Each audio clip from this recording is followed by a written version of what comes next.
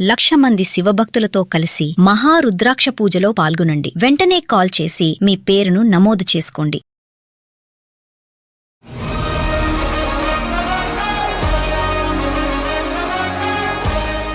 First భార్యకి కొడుకులు లేరని ఇంకో ఆమె చేసుకున్నా. మగపిల్లలు ఏదో ఉద్ధరిస్తారని మీ ఫీలింగ్ అనుకుందా? మీరు వేరే పెళ్లి చేసుకుంటే ఫస్ట్ వైఫ్ ఇక ఊరుకుంది, ఇక ఊరుకోకపోతే గతి లేక ఊరుకుంది. రెండో ఆవిడకి ఎంతమంది పిల్లలు? ఒక కొడుకు బిడ్డ. మీరు అనుకున్నది సక్సెస్ అయింది. చేసినాక ఇప్పుడు మా పెద్ద భార్య పెద్ద గొడవ పెడుతుంది, ఈ ఇంట్లోకి వెళ్ళిపోయి ఇడికి రాకని. చేసుకున్న వాళ్ళకి చేసుకున్నంత అంటారు.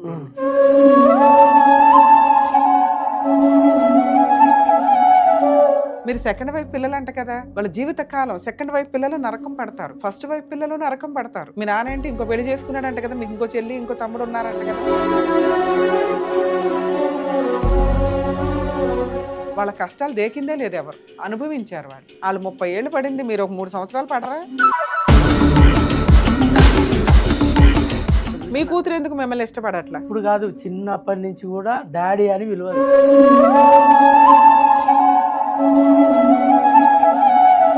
సెకండ్ మ్యారేజ్ మగపిల్లాడు కోసం చేసుకుంటే కానీ ప్రతి ఒక్కరికి ఒక టైం వస్తుంది చూసారా, వాళ్ళకి వచ్చేసింది టైం. కుమ్మి పడేస్తున్నారు ఇది ఓ అవతలకి, కుక్క కంటే హీనంగా చూసి అవతలకి తరిమేస్తున్నారు. సో సెకండ్ మ్యారేజ్ చేసుకునేటప్పుడు 1కి 100 సార్లు ఆలోచించండి. సొంత తండ్రి అని కూడా వాళ్ళు చూడట్లేదు. సార్ నమస్తే అండి. నమస్తే మేడం. సార్ ఎక్కడి నుంచి ఏంటి ప్రాబ్లం?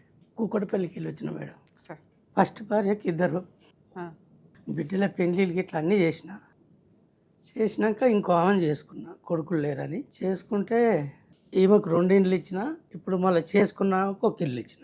ఫస్ట్ వైఫ్ కి 2 పిల్లలు, పిల్లల పెళ్లిళ్ళు చేసినాక ఇంకొక ఆవిడ చేసుకున్నారా? ఆడపిల్లలు అని చిన్నప్పుడే చిన్న పిల్లలు అప్పుడే చేసుకున్నా. ఈ రెండో ఆవిడ కూడా చేసుకున్నా. కాన్ బంద్ అయింది ఆమెకు, ఇంకొక ఆమె చేసుకున్నా. మగపిల్లలు ఏదో ఉద్ధరిస్తారని మీ ఫీలింగ్ అన్నమాట. చేసుకున్నా ఆ రోజుల్లో, అట్లా అయింది. మరి ఇప్పుడు ఊరుకుందా మీరు వేరే పెళ్లి చేసుకుంటే ఫస్ట్ వైఫ్? ఇంకా ఊరుకుంది, ఇక ఊరుకోకపోతే గతి లేక ఊరుకుంది. గతి లేకను ఇక పెద్ద మనుషులు చెప్పారు ఏదో అయింది అయిపోయిందని, ఇక్కడ 2 ఇండ్లు నువ్వు తీసుకో, అక్కడ ఈ ఒక్క ఇల్లు ఆమెకి ఇచ్చేసే అని చెప్పారు. చెప్తే సరే అని ఈమెకు ఈ ఇల్లు ఆమెకు ఆ ఇల్లు అని, ఈమె ఆడికి వచ్చి గొడవ పెట్టొద్దు, ఆమె ఈడికి వచ్చి గొడవ పెట్టొద్దు అని ఎవరి వాళ్ళకి చేసిన. రెండో ఆవిడకి ఎంతమంది పిల్లలు? ఒక కొడుకు బిడ్డ. మీరు అనుకున్నది సక్సెస్ అయింది. కొడుకు బిడ్డ అయితే ఆమె అక్కడనే ఉంది, ఈమె ఇక్కడనే ఉంది. ఇక ఈమె ఏం పని చేస్తారు? ఇంత 4 పిల్లల్ని 2 భార్యల్ని పోషించి ఇటాచి మిషన్ హౌస్. మా నాయన నుండి ఏదో మగ పిల్లగాడు కావాలంటే చేసుకోమంటే తప్పై చేసుకున్నా. ఈ పాపంలో భాగం మీ నాన్నకు కూడానా? ఇంకా అయితే చేసుకున్నా, ఆమెకు అది ఇచ్చిన, ఈమెకి ఇది ఇచ్చిన. మంచిగానే ఇక అక్కడిక్కడ వచ్చిపోతున్నా, అక్కడ బాగానే బతికినాం అందరం. అయితే మొన్న 10వ నెలలో చిన్న ఆమె చచ్చిపోయింది. చచ్చిపోయే వరకల్లా తల్లి ఉన్నది.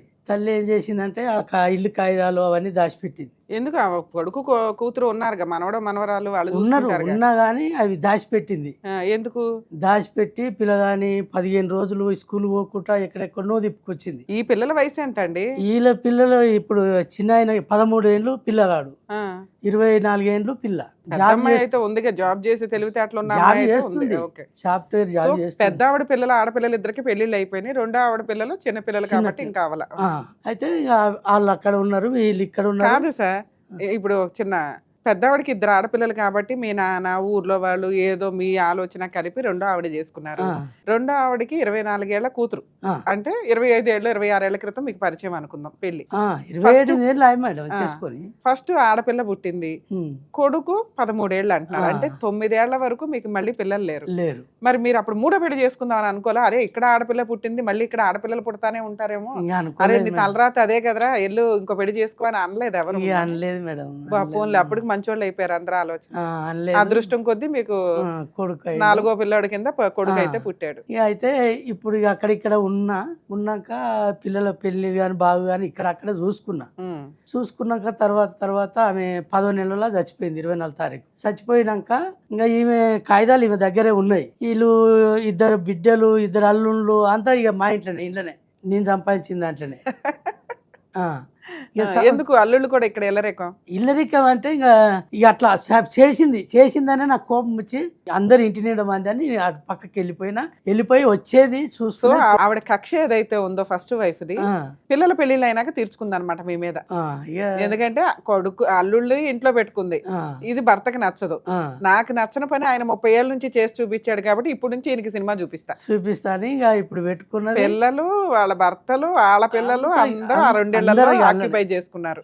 వాళ్ళు ఉండగా కూడా 35,000 కిరాయిలు వస్తాయి మేడం. ఓకే, పెద్దామకు బాగా సెట్ చేశారు, ఉన్నంతలో సెట్ చేసి పెట్టారు. చిన్నామకు 65,000 దాకా వస్తాయి చిన్నామకు. అయితే స్కూల్ మీరేం దాచుకున్నారు ప్రాపర్టీలు? నాది ఏం లేదు మేడం, ఇప్పుడు అదే నా పరిస్థితి. ఇప్పుడు వాళ్ళు రాణిస్తలేరు. కాదండి, వీళ్ళకి 2 కొన్నారు, ఆవిడకి 1 కొన్నారు, మీరు 1 కొని పెట్టుకోవాలి కదా. వీళ్ళు ఎప్పుడన్నా ముంచుతారు నన్ను అని మీకు ఆలోచన నాకు రాలేదు. నిజం మేడం రాలేదు. ఎంత తెలివితేటలు వచ్చినాయి. నేను ఒక ప్రాపర్టీ సేఫ్ సైడ్ లో ఉంచుకోవాలి అని మీకు అనిపించలేదు. తెలంగాణ పొందాక పని చేసడమే తెలుసు కానీ ఈ పైసలు తెచ్చడం, మా పెద్ద భార్య ఉన్న సేపు ఆమెకి ఇచ్చిన, చిన్న భార్య ఉన్న సేపు ఇచ్చిన. పాపం ఆమె ఏం చేసిందంటే ఇప్పుడు ఈడ 2 ఫ్లోర్ల బిల్డింగ్ ఉంటే మళ్ళీ 2 ఫ్లోర్లు పెంట్ హౌస్ చేసింది ఈడ కుక్కటపల్లె. మళ్ళా ఊర్లో ఇల్లు కట్టింది చౌటుపల్ల. ఇక ఆడ కూడా ఇల్లు కట్టి ఈడ ఇల్లు కట్టి కష్టం చేసినవి పిల్లగానికే అయితే అన్నట్టుగా ఇక మేము కూడా ఈ మిషన్ కూడా అమ్మి మొత్తం ఇండ్లకి పెట్టిన. అమ్మారు, మీ ఇన్కమే మిషన్ కదా. పనులు నడుస్తలేవు మేడం. ఇప్పుడు 5-6 ఏళ్ళ నుంచి పనులు అస్సలు నడుస్తలేవు. ఈ సెల్లార్లు ఇట్లా నడవపోయే వరకల్లా తీసేసిన మిషన్ కూడా పాత. 6 సంవత్సరాల నుంచి ఏం చేస్తున్నారు? ఈ 6 సంవత్సరాల నుంచి చిల్లర ఏదైనా దొరికినప్పుడు చేస్తున్నా, లేకపోతే ఇంటికాడనే ఉంటున్నా. రెంట్లు వస్తాయి కదా, ఎవరొకరు తిండి పెట్టపోతారా ఆ ఇల్లు ఈ ఇల్లు అన్నట్టుగా అయిపోయింది మేడం. అట్లే చేసినాక ఇప్పుడు మా పెద్ద భార్య పెద్ద గొడవ పెడుతుంది, ఈ ఇంట్లోకి వెళ్ళిపోయి ఇడికి రాకని. మొన్న ఇట్లా లొల్లి పెడితే మా చిన్న బామ్మర్దిని, మా పెద్ద భార్య వాళ్ళ అన్నదమ్ముల కొడుకులను ఇట్లా అందరూ పిలిపించి, మరి ఏంది ఆమె చచ్చిపోయింది, నాకు ఆడ అన్నం వండి పెడుతూ లేరు, నేను ఇట్లా అయిపోయినా అని అంటే మా బామ్మడికి ఇట్లుండి, సరే మరి ఆమె చచ్చిపోయింది వచ్చిండు ఏమంటావు, ఇప్పుడు ఆయన సంపాదించిన ఆస్తి కదా, ఆయన చచ్చిపోయినాక మీరే తీసుకోరి. ఆయన బామ్మర్ది అంటే ఎవరు? మా పెద్ద భార్య వల్ల తమ్ముడే సొంతం.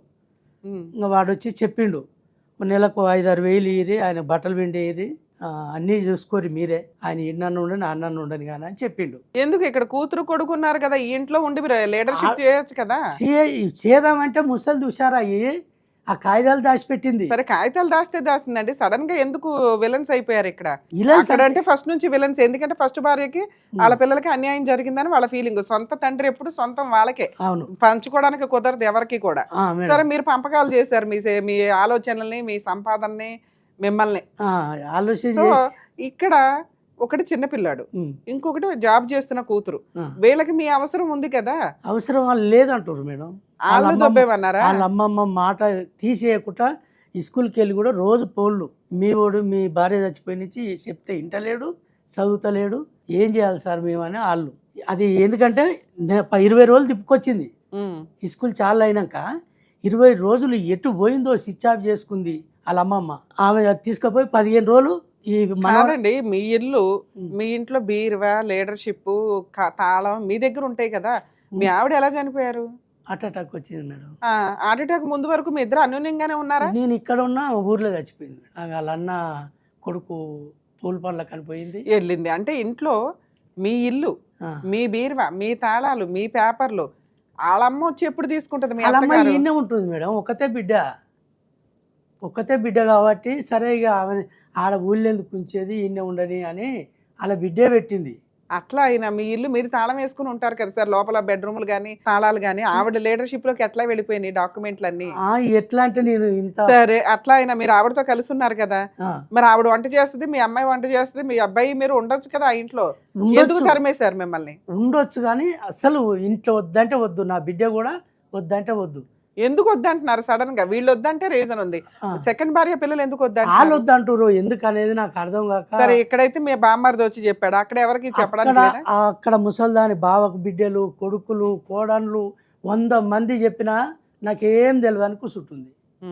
నాకేం తెలియదు, వాళ్ళ పిల్లలు ఇష్టం, వాళ్ళ ఇష్టం అంతే, కరెక్టేగా అంటుంది. కానీ పిల్లలేమో నేను ఒక్క మాట బిడ్డ మాట్లాడేది, కొడుకు మాట్లాడాడు.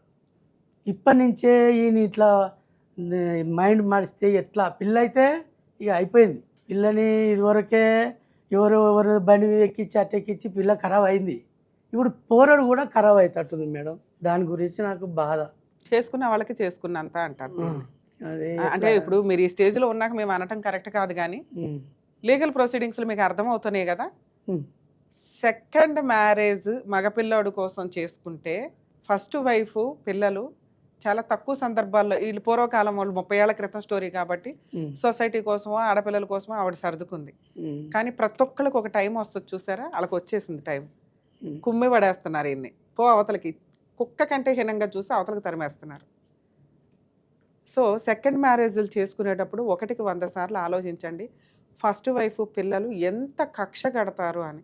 సొంత తండ్రి అని కూడా వాళ్ళు చూడట్లేదు ఈయన. ఇక సెకండ్ వైఫ్ విషయానికి వస్తే వీళ్ళు ఎప్పుడు ఇన్సెక్యూర్డ్గానే ఉంటారు.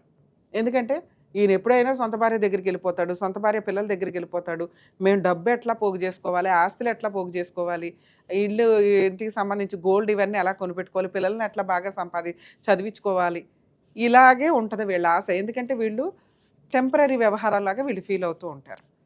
ఇక్కడ ఎప్పుడైతే కూతురే చనిపోయిందో మళ్ళీ ఈ ఆస్తి తీసుకెళ్ళిపోయి ఫస్ట్ భార్య పిల్లలకు పెట్టేస్తారేమో అన్న ఉద్దేశంతో వాళ్ళ అమ్మ మనవడు మనవరాల కోసం సేఫ్ చేయడంలో తప్పే లేదు. వాళ్ళ పాత్రలో వీళ్ళు కరెక్టే, వీళ్ళు కరెక్టే. మీ పాత్రలో మీకు మంచి రిజల్ట్ అంటారు దీన్నే బహుమానం. ఒక మొక్క పాతితే, పిచ్చి మొక్క పాతితే ఏమొస్తుంది, ముళ్ళే వస్తాయి, దానివల్ల ఉపయోగమే లేదు.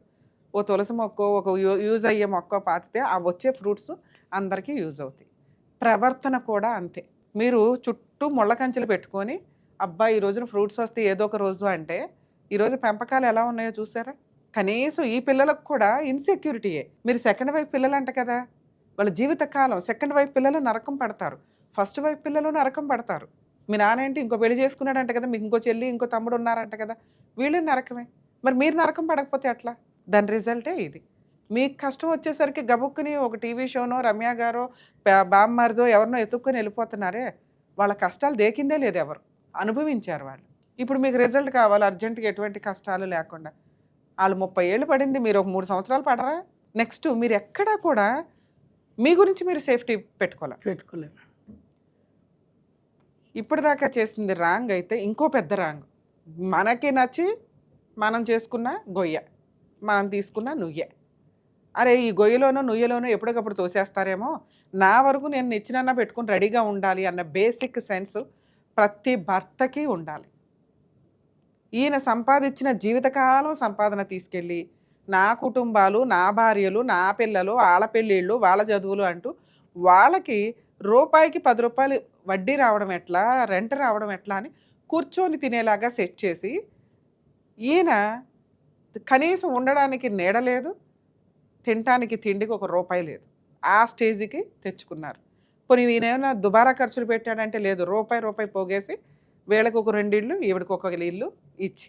బేసిక్ సెన్స్ ప్రతి వ్యక్తి కూడా, అది లేడీస్ అయినా జెంట్స్ అయినా, క్లైమాక్స్లో వాళ్ళ తిండి వాళ్ళు తినగలిగి ఒక పని వాళ్ళని పెట్టుకున్న వంటలు చేయించుకొని తినగలిగేలాగా. ఎందుకంటే ఈ రోజున ఫ్యామిలీ డిస్ప్యూట్స్ ఇక్కడ సెకండ్ మ్యారేజ్లు ఉన్నా లేకపోయినా ఒక స్టేజ్లో భార్యలు ఏం చేస్తున్నారంటే, ఒకప్పుడు 5 ఇయర్స్లోనే మ్యారిటల్ రిలేషన్స్ స్పాయిల్ అవుతాయి అని అనుకునేవాళ్ళం. ఈ రోజున 40 ఏళ్ళు 50 ఏళ్ళకు కూడా వాళ్ళు కోర్టులకు వస్తున్నారు. ఇప్పటిదాకా పడిన నరకం చాలండి, పిల్లలు సెట్ అయిపోయారు, ఇంకా నేను ఎంతో పడను అని వచ్చి డొమెస్టిక్ వైలెన్స్లో మెయింటెనెన్స్లో వసూలు చేస్తున్న వాళ్ళు ఉన్నారు. భరించటానికి లిమిట్ దాటిపోయినాక ఏ రిలేషన్ అన్నా కోర్టు దాకా వస్తుంది. కాబట్టి ఎవరి సేఫ్టీలో వాళ్ళు ఉండడం బెటర్. లేడీస్ని కాపాడడానికి ఎలాగో కొంతలో కొంత కోర్టులు అయితే ఉన్నాయి, మరి జెంట్స్ని కాపాడడానికి కనీసం బేసిక్ సెన్సు. మీకు అదే చెప్తూ ఉంటాను, ప్రాపర్టీలు తల్లిదండ్రులు ఎవరైనా కానీ మీ సేఫ్టీ 1/4 50% మీరు ఉంచుకొని మిగతాది పిల్లలకి పంచండి తప్ప ముందే పిల్లల్ని నమ్మి పంచొద్దు. అలాగే భర్తలు కూడా నా సొంత భార్య కదా అని ప్రాపర్టీలన్నీ కొని ఆళ్ళ పేర్ల మీదే పెడితే ఏ రోజు రిలేషన్స్ ఎవరి ద్వారా నాశనం అవుతాయో తెలియదు. ఆ సందర్భం వచ్చినప్పుడు ఇగో ఇట్లా రోడ్ల మీద కూర్చోవాల్సిన పరిస్థితి. ఈయన 10 మందికి చెప్పాల్సిన పొజిషన్లో బామ్మర్దినో ఇంకొకళ్ళో తెచ్చుకొని మాట్లాడుకుంటున్నాడు, అయినా వర్కౌట్ అవ్వట్లేదు. మరి ఇలాంటి పరిస్థితులు వచ్చినప్పుడు వీళ్ళని కాపాడడానికి చట్టం లేదా? మ్యాక్సిమం జెంట్స్కి సంబంధించి చాలా తక్కువ యాక్ట్ చట్టాలే ఉన్నాయి. ఉన్నంతలో మరీ 2-3 సంవత్సరాలు 5 ఏళ్ల పెళ్ళిళ్ళ గురించి జెంట్స్కి పెద్దగా బెనిఫిట్స్ లేకపోయినప్పటికీ ఇలా బాధ్యతలు నిర్వహించిన భర్తకి, తండ్రికి, మగాళ్ళకి చట్ట ప్రకారం పూర్తి హక్కులు ఉంటాయి. 1 తెలియక లీగల్గా వెళ్ళరు, 2 పరువు కోసం లేదా నా పిల్లలు నా భార్యే కదా అని వెళ్ళరు. వెళ్ళాల్సిన పరిస్థితి వస్తే కోర్టులు ల్యాండ్ ఆర్డర్ మిమ్మల్ని కూడా కాపాడటానికి రెడీగా ఉన్నాయి. సరే ఇప్పుడు ఇక్కడ ఏమి ఎక్స్పెక్ట్ చేసి వచ్చారు? లీగాలిటీ చెప్తాను, ఓకే. లీగాలిటీ కంటే ముందు మీరు ఏదో ఎక్స్పెక్ట్ చేసే వస్తారుగా ఇక్కడికి. అంటే నేను వాళ్ళతో మాట్లాడాలా, లేకపోతే కేసులు వేయించాలా, లేకపోతే మీకు ఏం రైట్స్ ఉన్నాయో చెప్పమంటారు? ఇప్పుడు వాళ్ళైతే ఈయన పొజిషన్ లేరు మేడం. ఎవరు? రెండో వాళ్ళు. చిన్న వాళ్ళ అమ్మమ్మ మొత్తం నేర్పుతుంది, చప్పడా కూడా కూర్చుంటుంది. వాళ్ళ పెళ్ళిళ్ళకి తండ్రి అవసరం లేదా? వాళ్ళకి ఇప్పుడు అవసరం లేనట్టే మాట్లాడుతున్నారు. ఎంతకాలం అయింది మీ వైఫ్ చనిపోయి, సెకండ్ వైఫ్ చనిపోయి? 10 నెలల మేడం. ఇంకా సంవత్సరం కాదు. అవలా సంవత్సరం కాకముందే పిల్లలు ఎక్కడెక్కడనో తీసుకుపోయింది, సూట్ కేసులో బట్టలు పంపి ఎక్కడే మనవరాల్ని ఎక్కడ. సార్, ఫస్ట్ వైఫ్ వాళ్ళతో మాట్లాడడం కంటే సెకండ్ వైఫ్ పిల్లలకి మీ అవసరం ఉంది. తండ్రిగా మీ బాధ్యత వాళ్ళ పెళ్ళిళ్ళ వరకు, పిల్లాడు ఎలా పెరుగుతున్నాడు, మనవరాలు ఎలా, అదే మీ కూతురు ఎట్లా ఏంటి అని చూసుకోవడం అనేది బాధ్యత. అమ్మమ్మ అనే క్యారెక్టర్ మీ అత్తగారు ఎవరైతే ఉందో, ఇంతకాలం 30 ఏళ్ళ నుంచి మీ ఇంట్లోనే ఉన్నా కూడా కనీసం అల్లుడు అంటే ఎందుకు రెస్పెక్ట్ లేదో, మీ మధ్య ఎందుకు రిలేషన్ డ్యామేజ్ అయిందో అర్థం కాల. అంటే మీరు ఎప్పుడు తన్నుకుంటూ ఉండేవాళ్ళ? మరి అంత అన్యోన్యంగా ఉన్నప్పుడు అరే సొంత భార్య పిల్లల్ని పక్కన పెట్టేసి అల్లుడు నా కూతుర్ని నా పిల్లల్ని మా మనవాడిని మనవరాల్ని బాగా చూసుకున్నాడు, సరే బాబు మనం ఏదో ఉందాం, ఇక్కడ మీకు ఏం చేసేది ఏమి లేదు, ఆస్తి వెనక్కి ఇవ్వడం లేదు, తిండి పెట్టడం వండనివ్వడం, అంతే. ఈ రెండు ఎందుకు వాళ్ళు డినై చేస్తున్నారు? ఆమె చచ్చిపోయిన నుంచే మేడం, అది వరకు ఒక్క మాట ఆమె నల్లే, ఒక మాట నన్నలే, కన్న తల్లి లెక్క. మీ కూతురు ఎందుకు మిమ్మల్ని ఇష్టపడట్లా? ఇక కూతురు అంటే అమ్మమ్మ చెప్పింది, ఆవకాయ బద్ద చెప్పింది ఇవి కాదండి, ఆవిడ మిమ్మల్ని ఇష్టపడకపోవడానికి రీజన్ ఏంటి? ఏమున్నా మేడం, ఇప్పుడు కాదు, చిన్నప్పటి నుంచి కూడా డాడీ అని పిలవదు, వాళ్ళ అమ్మ ఉన్నప్పటి నుంచి కూడా. మరి అలా మీ ఆవిడ ఏం చెప్పలేదా? ఆమె చెప్తే మంచిగా, ఆమె చెప్పకనే ఆమె అంతలా ఆమె పెట్టుకొని దిమాగ్ అంతా ఖరాబ్ చేసుకొని అట్టటాక్ వచ్చి అటు చచ్చిపోయింది. ఆమె గురించే చచ్చిపోయింది సార్ మేడం. సో మిమ్మల్ని సొంత తండ్రి అని స్టార్టింగ్ నుంచి ఊహ తెలిసినప్పటి నుంచి మీ అమ్మాయి మిమ్మల్ని యాక్సెప్ట్ చేయలేదు. డాడీ అనదు, ఏమనదు. ఏమున్నా మా భార్యతో మాట్లాడితే అంతే. ఆమె జాబ్కి పోవడం వచ్చడం గుర్తు అంతే. జాబ్ ఇవన్నీ ఇప్పుడు సార్, చిన్నప్పుడైతే మీ చంకే ఎక్కాలి, మీతో పాటు స్కూల్కి వెళ్ళాలి, ఇవన్నీ చెయ్యాలి కదా. తిప్పినా మరి డాడీ అని ఎందుకు? ఆమెకు ఊహ వచ్చిన నుంచి సరిగా మాట్లాడతలేదు. ఊహ ఎప్పుడు వస్తుంది? 6 ఏళ్ళకి 7 ఏళ్ళకే వస్తుందిగా. అప్పుడు మంచిగానే మాట్లాడింది, మ్యాచ్డ్ అయిన నుంచి 10-15 ఏళ్ల నుంచి మాట్లాడడం తగ్గించేసింది. ఆవిడకి తెలిసింది ఈయన నా సొంత తండ్రి కాదు, మా అమ్మని సెకండ్ మ్యారేజ్ చేసుకున్నాడు, అది మగపిల్లాడి కోసం, ఆల్రెడీ మగపిల్లాడు పుట్టాడు, ఈయనకి ఆడపిల్లలు అంటే వేస్ట్ ఈయన దృష్టిలో అనే ఒక కక్ష అయితే పెట్టుకుంది ఆ పిల్ల. ఇక ఏమో మాట్లాడలేదు, చేయలేదు. ఇప్పటికీ నా కొడుకు కూడా ఇప్పుడు వాడు ఈ స్కూల్లో మంచి పాస్ట్ ఉండే, అసోటిది రోజు ఫోన్ చేస్తారు, చెప్తే తింటలేడు, ఏం చేయాలి ఎట్లా చేయాలని. సార్, ఈ ఫ్యామిలీతో మాట్లాడినా మాకేమీ సంబంధం లేదండి అని ఒకరికొకరు తప్పించుకుంటారు. ఫస్ట్ వైఫ్ పిల్లలతో మాట్లాడినా మీరు ఇక్కడ అక్కడ 2 చోట్ల ఉండేవాళ్ళ? అక్కడిక్కడ 2 ఎట్లా అంటే మీ షిఫ్టింగ్ ఏంటి? షిఫ్టింగ్ అనేది ఏం లేదు మేడం. ఒకవేళ పని లేనప్పుడు పోయేది, పిల్లలతో ఆడుకునేది, సాయంత్రం మళ్ళీ అడిగే వెళ్ళి. ఎక్కడికి వెళ్తారు? చిన్న భార్య. సో మీరు ఉండేది చిన్న భార్య ఇంట్లోనే, పెద్ద భార్య దగ్గరికి వెళ్ళి చూసి పిల్లలతో ఆడుకొని కనిపించి నేను బతికే ఉన్నానని చెప్పి వస్తుంటారు. అంతే అంతే. అప్పుడు వాళ్ళని ఏ మొఖం పెట్టుకుని అడుగుతాం మనం? ఆమె ఇప్పటి నుంచి కాదు మేడం, ఎప్పటి నుంచో. ఇక ఆమె 30 ఏళ్ల నుంచి నేను చెప్తున్నాను కదా, మీరు ఎప్పుడైతే ఈవిడ తగులుకున్నారో అప్పటి నుంచి వాళ్ళు అసహించుకుంటున్నారు, ఉన్నంతలో పీక్కొని ఆస్తులు అయితే తీసుకున్నారు. ఆమె ఫస్ట్ నుంచి అయినా ఆరోగ్యం మంచి లేదని అదని ఇదని, ఇక ఆమె అంతే దూరం ఉన్నది, నేను అందుకని చేసుకున్నాను. మీరు 2 వైపులో డోర్లు వేసి మాట్లాడుతున్నారు. వీళ్ళ దగ్గరికి వెళ్ళాలన్నా స్టార్టింగ్ నుంచి మీరు వీళ్ళతో కాపురమే చేయలే, జస్ట్ వెళ్ళి పలకరించి చుట్టం చూసి వస్తున్నారు, బాధ్యతలు నిర్వహించారు. పెళ్ళిళ్ళు అయ్యేదాకా ఉన్నాం మేడం. పిల్లల పెళ్ళిళ్ళు అయ్యి ఎంతకాలం అయింది? పెద్ద బిడ్డకు 2 కొడుకులు, ఒక బిడ్డ. 10 సంవత్సరాలు 10 చదువుతుండు మనవాడు. మరి నేను అంటున్నది అదే కదా సార్, పిల్లాడు 10 చదువుతున్నాడు అంటే ఆల్రెడీ 16 ఏళ్ళు 17 ఏళ్ల నుంచి మీరు ఇక్కడే ఉంటున్నారు అని. రెండో ఆవిడ దగ్గర ఉంటున్నారు, అక్కడికి వెళ్ళి అన్ని చూసుకొని వస్తున్నారు. అంతే. ఇక్కడ చూసుకుంటున్నా, హాస్పిటల్ ఎక్కడైనా కావాలంటే అట్లా. సార్, చుట్టపు చూపులు వేరు, పూర్తిగా నాన్న రాత్రిపూటలు ఇంట్లో ఉంటే అమ్మ వంట చేసి పెట్టడం వేరు. అది అక్కడ జరగట్లా. అప్పటి నుంచి అయినా పెట్టలేదు మేడం. అది ఫస్ట్ నుంచి అక్కడ ఏం జరగట్లా ఆ వ్యవహారం అనేది. జస్ట్ వెళ్తున్నారు, మీ బాధ్యతలు మీరు నిర్వహించి యువతలకు వస్తున్నారు. మీరు పూర్తిగా ఉంటున్నది ఇక్కడే, ఈ భార్య దగ్గరే. ఇక్కడ ఏంటంటే కూతుర్లు మిమ్మల్ని అసహించుకుంటుంది. అయినా నీ కుటుంబం నువ్వు ఇక్కడ అనుకుని మగపిల్లడి కోసం సర్దుకున్నావు. ఇప్పుడు 65,000 కిరాయిలు వస్తాయి. కిరాయిలు కూడా మా బిడ్డ. మీరే 3 ప్రాపర్టీలు కొన్నారు అనటానికి ఏంటి ఎవిడెన్స్? కాగితాలు ఉన్నాయి కదా మేడం. పేపర్లు మీరు మీ వైఫ్ పేరు మీద ప్రాపర్టీ కొన్నారు, ఎవరో ఎవరి పేరు మీద? నా పేరు మీద కొన్నా. మీ పేరు మీద కొని నా పేరు మీదనే కొన్నా అన్ని. ఇప్పుడు ప్రాపర్టీలు మీ పేరు మీదే నా ఉన్నాయా? పేరు మీదనే ఉన్నాయి, కానీ కాకపోతే ఈమె ఆ ఇంటికి రావద్దు ఆ ఇంటికి రావద్దు అని రాసి ఇచ్చిన ఆ ఇంట్లో ఉన్నాయి. వీళ్ళకి లెటర్స్ రాసి ఇచ్చి ఎంతకాలం అయింది? ఒక 20 సంవత్సరాలు అవుతుండొచ్చు. సార్ మీరు లెటర్స్ రాసి ఇచ్చింది, ఈ భార్య ఆ ఇంటి మీదకి వెళ్ళి గొడవలు పడొద్దు, ఆ, ఆస్తులు వాటాలు అడగొద్దు, ఆ, ఆ భార్య వచ్చి ఈ ఆస్తుల మీద గొడవలు పడొద్దు, ఆ, వాటాలు అడగొద్దు, ఆ. ఎవరి వాళ్ళకి నేను ఇచ్చినట్టు మీ పొజిషన్స్ లో మీరు ఉండండి అని, అంతే కదా? అంతే రాసి. భర్త సంపాదించిన ఆస్తులు భార్యల పేరు మీద రిజిస్ట్రేషన్ చేసిన, ఆయన కొని ఆయన తదనంతరం రిజిస్ట్రేషన్ చేసిన, ఆయన కొని ఆయన పేరు మీద ఉన్న పొజిషన్స్ వాళ్ళకి ఇచ్చిన, చట్ట ప్రకారం ఆ ఆస్తుల్ని వెనక్కి తీసుకునే రైట్స్ భర్తకి ఉంటాయి. వాళ్ళు ఓన్లీ అందులో ఉండగలరు తప్ప. అలాగే దాని మీద వస్తున్న ఇన్కమ్ని మోర్ దాన్ 60% అడిగే రైట్స్ మీకున్నాయి. అర్థమవుతుందా? మేడం మీరు కోర్టుకు వెళ్తే కాళ్ళ మీద కాలేసుకుని కూర్చొని ఈ రెండు ఫ్యామిలీస్ని, రెండు ఫ్యామిలీస్ వారసులు, ఇక్కడ కూతురు పెద్ద కూతురు, ఇక్కడ వచ్చి భార్య ప్లస్ ఇద్దరు కూతుర్లు ప్లస్ అల్లుళ్ళు, ఎవరైతే మీకు సినిమా చూపిస్తున్నారో వాళ్ళకి మీరు బేసిక్గా కోర్టు ద్వారా మీకున్న హక్కులు తెలియజేయగలుగుతారు. అర్థమవుతుందా? మీరు ఎప్పటి నుంచి సఫర్ అవుతున్నారు? ఎట్లా 10 months నుంచా? ఎప్పుడు మిమ్మల్ని బయట తరిమేశారు రెండు ఫ్యామిలీస్? ఇప్పుడు మా భార్య చచ్చిపోయిన నెల రోజుల నుంచి బయటే ఉంటున్నారు. 9 నెలల నుంచి ఎలా గడుస్తుంది మీకు ఇల్లు? ఇక అట్లా అందరితో మాట్లాడిపించి ఏదో ఇప్పుడు మా పెద్ద భార్య తానే వాళ్ళు మా బామ్మడి చెప్పుట్లా ఇంత అన్నం పెడుతుంది, నేనే పెట్టుకొని తింటున్నా, బయటికి వెళ్ళిపోతాను. ఉండనిస్తున్నారు, తిండి అయితే పెడుతున్నారు. తిండి పెడుతురు. మరి ఇప్పుడు మేము మాట్లాడితే ఆ ఉన్నది పోతుందిగా. ఇక మరి అదే మేడం, నేనైతే ఇప్పుడు ఆడ మామూలుగా తింటున్నా, ఆడనే వంతున్నా, ఆడికైతే మొత్తమే రాణిస్తలేరు.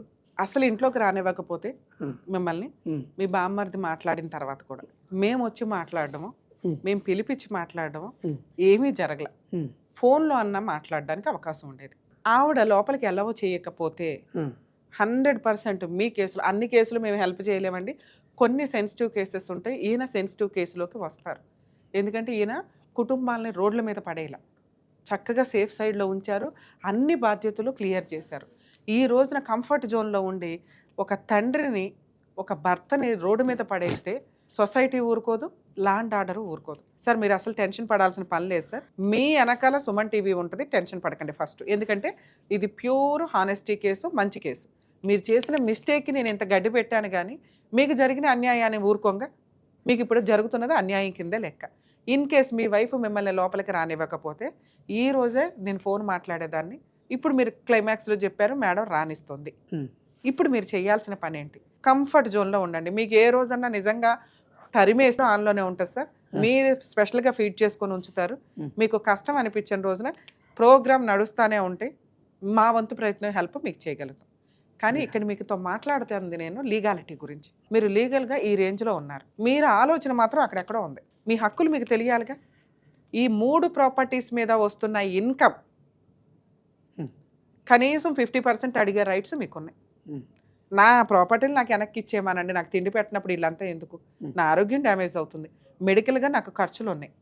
అర్థమవుతుందా? నా 3 ఇళ్లలో ఒక ఇల్లు నాకు ఇచ్చేసి మిగతా 2 ఇళ్లలో 50% ఇన్కమ్ నాకు ఇవ్వమనండి. ఎందుకంటే పిల్లల బాధ్యతలు అయిపోయినాయి. ఒక ఫ్యామిలీలో. ఇంకో ఫ్యామిలీలో పిల్లల బాధ్యత రెడీగా ఉన్నాను నేను నిర్వహించడానికి అడిగితే వాళ్ళు వద్దన్నప్పుడు నేనేం చేయలేను. ఓకే, మీరు ఏ లాయర్ని పెట్టుకున్నా 100% 6 months నుంచి 1 year లోపే మీకు ఇంటీరియర్ మెయింటెనెన్స్ స్టార్ట్ అయిపోతుంది. మీ ప్రాపర్టీలు మీ చేతికి రావడానికి ఒక పొజిషన్ కొంచెం పోరాడాలి అంతే. ఒక ప్రాపర్టీ, ఇక్కడ 2 ప్రాపర్టీలు ఉన్న కేసులో ఒక ప్రాపర్టీ మీకు హ్యాండ్ ఓవర్ చేయిస్తారు మీ లాయర్. ఓకే, దీనికి మీరు చేయాల్సిన పని ఒక అడ్వకేట్ని పెట్టుకుని ఫస్ట్ 3కి నోటీసులు పంపించండి. ఫస్ట్ భార్య పిల్లలకి, రెండో భార్య పిల్లకి, అత్తగారికి. ఓకే, నోటీస్ పంపించడం కుదరలే. హ్యూమన్ రైట్స్ కమిషన్ అని ఉంటుంది మనకి నాంపల్లిలో. హ్యూమన్ రైట్స్, మానవ హక్కుల కమిషన్. ఇవి చాలామంది కన్ఫ్యూజ్ అవుతున్నారండి. ఎన్జిఓలను చూసి హ్యూమన్ రైట్స్ కమిషన్లు అనుకోవద్దు. Human rights association, human rights ఇవన్నీ ఎన్జిఓల కింద. అంటే మహిళా సంఘాలు, చైల్డ్ సంఘాలు ఎట్లాగో వీళ్ళు కూడా ఒక ఎన్జిఓల కింద లెక్క. ఇవి కోర్టులు కాదు. హ్యూమన్ రైట్స్ కమిషన్ అనేది కోర్టు. కోర్టులకు వెళ్ళి ఫీజులు, అడ్వకేట్లని పెట్టుకోలేక సంవత్సరాల తరబడి కోర్టులు వేస్ట్ అవుతున్నాయి అనుకుంటే, ఫీజులు పెట్టుకోలేమండి, నాకు టైం వేస్ట్ అవుతుంది, ఈరోజు నాకు తిండి కావాలి అంటే హ్యూమన్ రైట్స్ కమిషన్కి వెళ్ళి వీళ్ళందరి మీద కంప్లైంట్ ఇచ్చి మీ ఆస్తిని మీరు వెనక్కి అడిగే హక్కు మీకుంది. మేడం. ఒకటి అంటే అడ్వకేట్ని ఇప్పుడు పెట్టుకోలేకపోతే. 2 హైకోర్టులో లీగల్ సెల్ అథారిటీ ఉంటుందండి. మీరు ఏ జ్యూరిస్డిక్షన్ ఏంటనే కన్ఫ్యూజ్ అవ్వకుండా మీరు అక్కడికి వెళ్ళి కూడా వీళ్ళ మీద కంప్లైంట్ ఇవ్వచ్చు. నాది నాకు ఇప్పించండి, నా ఆస్తి ఒక ఇల్లు ఇప్పించండి ఉండడానికి, తిండి పెట్టమనండి, మంత్లీ మెయింటెనెన్స్ ఇమ్మనండి, వస్తున్న రెంట్లు ఇంత, ఈ రెంటల్లో నాకు ఇది కూతుర్లు ఎవరు అల్లుళ్ళు ఎవరు ఆ ఇంట్లో ఉండడానికి, నా భార్య ఉండొచ్చు, కూతుర్లకు పెళ్లిళ్ళు చేసేసాను, వాళ్ళు ఎందుకు ఉంటున్నారు అర్థమవుతుంది, వాళ్ళు ఖాళీ చేస్తే నాకు ఇంకా రెంట్ వస్తుంది, అసలు నాకు ఇల్లు ఇప్పించే ముందు నాకు ఈ రెంటల్లో 50% ఇప్పించండి, వీళ్ళిద్దరు బాధ్యతల నేను చూసుకుంటాను. అర్థమవుతుంది. ఒకవేళ ఇవి ఇవ్వడానికి టైం పడితే మీ ఇద్దరి కూతుర్ల మీద, ఇక్కడ ఒక కూతురు, 3 కూతుర్ల మీద మెయింటెనెన్స్ కేసు వేసే రైట్స్ మీకున్నాయి ఈ ఆస్తి మీ చేతికి వచ్చే లోపు. అర్థమవుతుందా? సంపాదిస్తున్నా సంపాదించకపోయినా మీ ఆస్తులు ఎవరు తీసుకుంటారు? వీళ్ళ 3 వీళ్ళ 4 తీసుకుంటారు. పిల్లాడు మైనర్, వాడు ఇన్కమ్ లేదు కాబట్టి వీళ్ళ 3 మీద మెయింటెనెన్స్ కేసులు వేసే రైట్స్ మీకున్న యాజ్ ఏ తండ్రిగా. ఓకే. 3వ ఆప్షను మీ రిజిస్ట్రేషన్ ఆఫీస్ ఉంటుంది కదా, మీ ఈ 3 ప్రాపర్టీలు ఏదో ఒక ప్రాపర్టీ రిజిస్ట్రేషన్ ఆఫీసు. రిజిస్ట్రేషన్ కాలేదు మేడం, అవి పట్టాలు నోటరీ డాక్యుమెంట్స్ అయినా కూడా మీ పేరు మీదే ఉన్నాయి, ప్రాబ్లం లేదు సార్. సో ఇక్కడికి వెళ్ళి, సో ఓకే రిజిస్ట్రేషన్ కాదు కాబట్టి ఆయన దగ్గరికి వెళ్ళడానికి కుదరదు.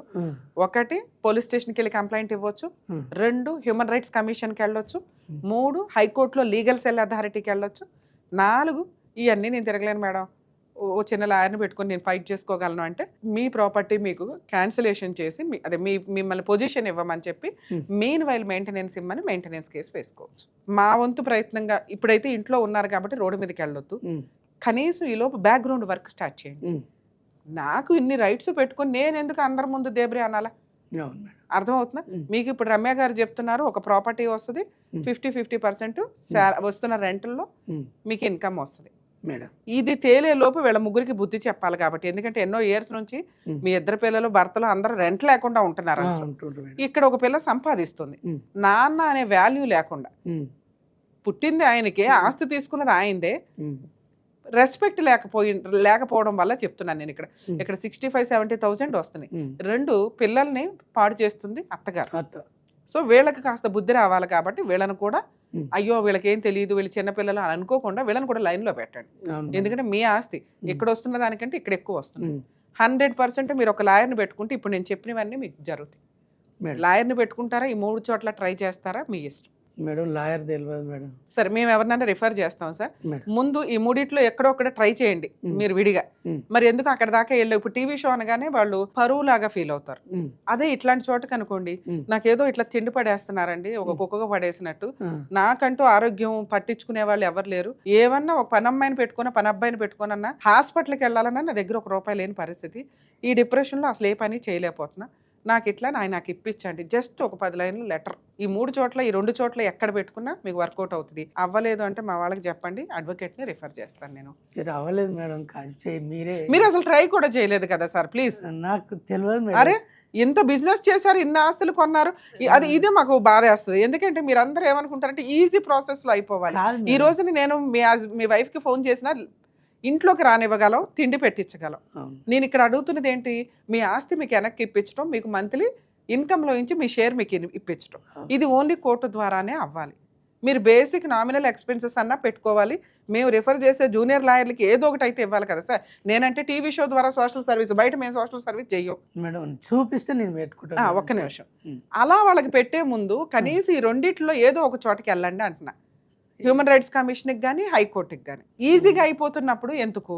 అవ్వలేదు మీరు ఫోన్ చేయండి, మేము నెంబర్ రిఫర్ చేస్తాం. నామినల్ ఫీజు తీసుకోమని చెప్తాము, తక్కువ ఫీజులో, కోర్టు ఖర్చులు వాళ్ళ పెట్రోల్ అవి అయితే చూసుకుంటారు కాబట్టి మేము ఏం చేయాలో కూడా చెప్తాం కాబట్టి ఖచ్చితంగా అవి ఫాలో అయ్యి చేస్తారు. మీ జ్యూరిస్డిక్షన్ ఎక్కడ సార్? కూకట్పల్లి కోర్టు. అలాగే నేను రిఫర్ చేయిస్తాను సార్. జాగ్రత్త, మీరు ధైర్యంగా ఉండండి. Thank you sir.